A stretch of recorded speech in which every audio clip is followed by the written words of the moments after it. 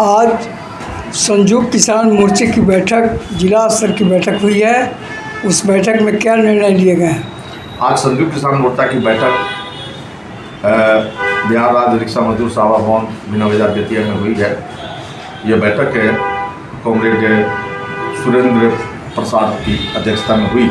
इस बैठक में हम लोगों ने निर्णय लिया है कि 9 जुलाई का जो अखिल भारतीय आम हड़ताल है, जो मुख्य रूप से ट्रेड यूनियन के द्वारा आयोजित है, उस हड़ताल के साथ साथ संयुक्त किसान मोर्चा की भी सहमति बनी और हम लोग पश्चिम चंपारण में पूरी तरीके से उस आम हड़ताल में शामिल होकर उसको सफल हम लोग बनाएंगे। हम लोगों ने निर्णय लिया है कि जिस तरीके से पूरे देश में आज 44 श्रम कानूनों को समाप्त करके 4 श्रम संहिता पर आधारित कानून बनाई है सरकार, मोदी सरकार ने, जिस तरीके से 8 घंटे काम के अधिकार को ये 14 घंटे काम के अधिकार में तब्दील करने की योजना इन्होंने बनाया है, जिस तरीके से आज हम देख रहे हैं कि किसानों की जमीन जो बड़े आंदोलन के बाद 13 महीने तक दिल्ली को ठप करने वाली आंदोलन से भयभीत होकर जो काला कानून 3 इन्होंने वापस लिया था,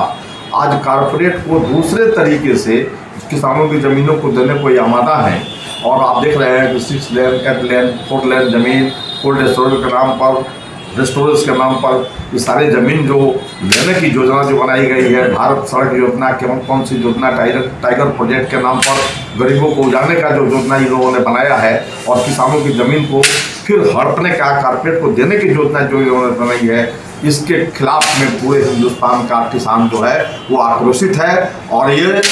9 जुलाई जो है, इस 9 जुलाई के हड़ताल में वो चीज़ नज़र आएगा। हम ये भी कह देना चाहते हैं कि आपने वादा किया था कि हम तमाम जो कृषि से लोन से जो दबे हुए, कर्ज से जो दबे हुए जो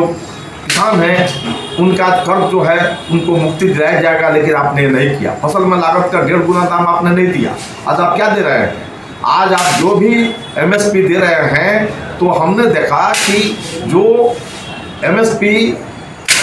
C2+50 मिलना चाहिए, उस आधार पर आप नहीं देकर